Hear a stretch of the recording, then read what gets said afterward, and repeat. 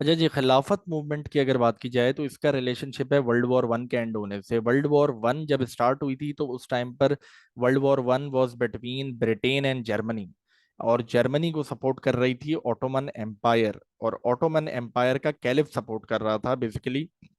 Ottoman Empire was the centre for the Muslims, मुसलमानों का खलीफा होता था वहां पर। तो सारी चीजें तो the Muslims of India they refused to support the British. उन्होंने कहा जी if we are going to fight against Germany and Germany is being supported by the Ottoman empire, so indirectly we are going to fight against our Muslim brothers. तो British ने कहा नहीं जी, आप फिक्र नहीं करें, once we win the war we are not going to punish Turkey. मुसलमानों ने कहा ठीक है। So in the year 1918, World War One ended. The British won the war, and Germany lost the war. तो treaty of Versailles was announced as a punishment for Germany. अच्छा जी, और थोड़े ही अरसे बाद treaty of Sevres was announced as a punishment for Turkey. अब मुसलमान नाराज हो गए कि भाई ये कौन सा तरीका है आपका कि आपने जो है वो पहले पनिशमेंट उनके लिए निकाली, फिर पनिशमेंट हमारे लिए भी निकाल दी जबरदस्ती। तो ये टर्की की पनिशमेंट क्यों? आपने तो वादा किया था कि भाई आप पनिशमेंट नहीं देंगे।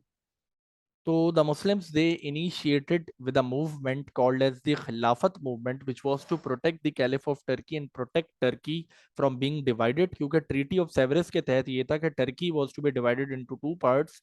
One part was to be given to France and the other part to Britain. बड़ा जुल्म होने वाला था। तो मौलाना मोहम्मद अली, मौलाना Shaukat Ali and Abul Kalam Azad, these three were the people who started over with a movement called as the Khilafat movement. अच्छा जी, खिलाफत movement को initiate किया गया और पर्पस था कि टर्की को प्रोटेक्ट करना है। तो सबसे पहले तो मुसलमान जो हैं वो दे फॉर्म्ड अ डेलीगेशन, यानी group of members, they went to Britain the British parliament and they tried convincing the British कि भाई आप मान जाएं, बेसिकली जो है वो you should not be punishing Turkey, और ये ट्रीटी ऑफ सेवरेस आप वापस लें, आपने हमसे कमिटमेंट की थी वर्ल्ड वॉर वन के टाइम पे।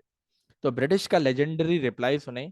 ब्रिटिश कहते हैं कि Germany has received what it deserved, Austria has received what it deserved, and Turkey will receive what it deserves.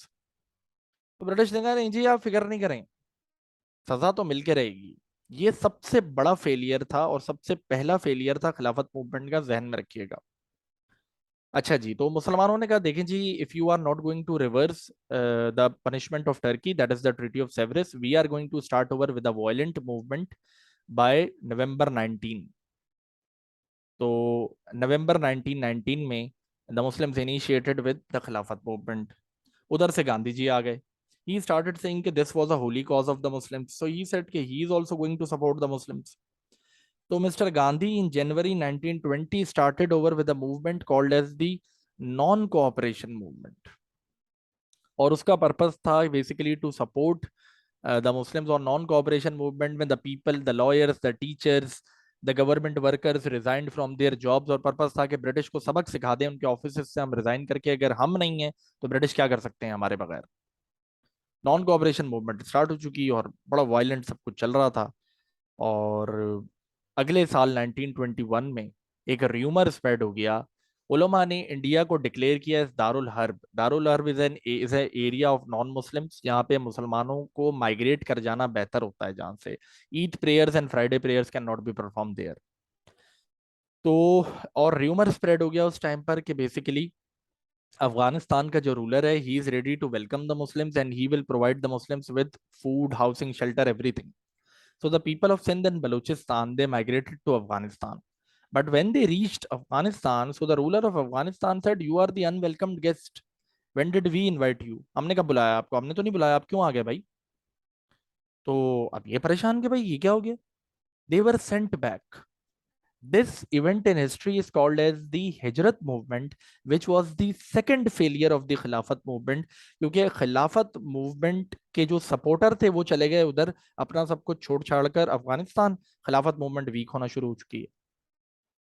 अगले साल फिर भी 19, किसने कहा था कि वो आपको वेलकम करेंगे र्यूमर अफगानिस्तान था, के लिए? र्यूमर था, एक र्यूमर अच्छा अच्छा। स्प्रेड ओवर हो गया था। तो वो बात जैसे वो वॉर ऑफ इंडिपेंडेंस में ग्रीस कार्टरेजेस का र्यूमर था, ऐसे 1922 आ चुका है। दो ऐसे इवेंट्स हो गए जिससे गांधी जी इस कदर डर गए कि उन्होंने अपनी नॉन कोऑपरेशन मूवमेंट ही रोक दी। पहला इवेंट ये हुआ कि बेसिकली चौरी चौरा इंसिडेंट जिसको कहते हैं, हुआ ये कि कुछ लोग प्रोटेस्ट कर रहे थे रोड पर, और पुलिस वालों ने उनको रोकने की कोशिश की, लोगों ने पुलिस वालों को जला दिया। अच्छा, फिर एक इंसिडेंट हुआ, मोफला इंसिडेंट। मोफला बेसिकली ये मालवाड़ी इंडियंस, साउथ इंडियंस जो है ना, ये फार्मर्स थे और ये अपने राइट्स के लिए प्रोटेस्ट कर रहे थे नॉन कॉपरेशन मूवमेंट का सहारा लेकर। ये मूवमेंट इतनी वायलेंट हुई कि इन्होंने पुलिस स्टेशन जला दिया। अब गांधी जी डर गए कि यार ये तो हम बदनाम हो जाएंगे, हम तो वायलेंस के नाम पर। तो Gandhi called off the non cooperation movement. अब ये 1922 में हुआ। तीसरा बड़ा सेटबैक है टू द खिलाफत मूवमेंट। अब खिलाफत मूवमेंट जो है वो बेसिकली वो तो एक बहुत बड़ा क्या नॉन कोऑपरेशन मूवमेंट जो है वो एक बहुत बड़ा स्ट्रॉन्ग पिलर था खिलाफत मूवमेंट का। तो तीसरा बड़ा सेटबैक आ गया कि non cooperation movement it ended. जब ये तीसरा बड़ा प्रॉब्लम आया तो अब खिलाफत मूवमेंट कमजोर पड़ने लगी थी। इसके बाद क्या हुआ कि अचानक Kemal Ataturk was a person who captured Turkey. He convinced the people of Turkey to support him to fight against the caliph. और कैलिफ मोहम्मद उस टाइम पर था, कैलिफ मोहम्मद सिक्स था, उसको रिमूव किया गया। और बेसिकली जो है कमाल अतातुर्क ने टर्की को कैप्चर किया, टर्की को वेस्टर्नाइज किया, और खिलाफत मूवमेंट जो टर्की में चल रही थी वो एंड कर दी। अब जब खिलाफत मूवमेंट टर्की में एंड हो गई तो खिलाफत मूवमेंट को इंडिया में कंटिन्यू करने का क्या फायदा था? तो Khilafat movement ended in India as well. ये इवेंट है 1924 का, जो कि बेसिकली अनदर फेलियर है of the Khilafat movement and final end है खिलाफत मूवमेंट का। इसके बाद बात आती है impacts of the Khilafat movement. तो मुसलमानों ने इसमें सबसे बड़ा सबक ये सीखा कि हिंदू जो हैं they are not the real friends of the Muslims. दूसरा बड़ा सबक जो मुसलमानों ने इससे सीखा वो ये था कि basically they left their jobs just because of the non cooperation movement and now they were poor. तीसरी बात ये थी कि द मुस्लिम्स रियलाइज्ड कि they were having power as a nation. So ये अपने राइट्स के लिए लड़ सकते थे अगर ये चाहते तो these were the things that the Muslims learned out of the Khilafat movement, जो कि हमारे पास अवेलेबल है। ठीक है जी। तो these are the things which are about the Khilafat movement. Khilafat movement पे क्वेश्चन क्या बनता है? खिलाफत मूवमेंट पे क्वेश्चन बनता है how successful was the Khilafat movement. अगर आपके पास क्वेश्चन बनता है कि how successful was the Khilafat movement, तो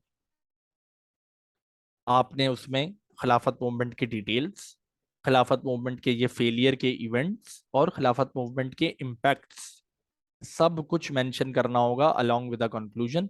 तो आपके पास जो खिलाफत मूवमेंट है वो कंप्लीट हो जाएगी। ठीक है जी, ये बात की जा रही है यहाँ पर।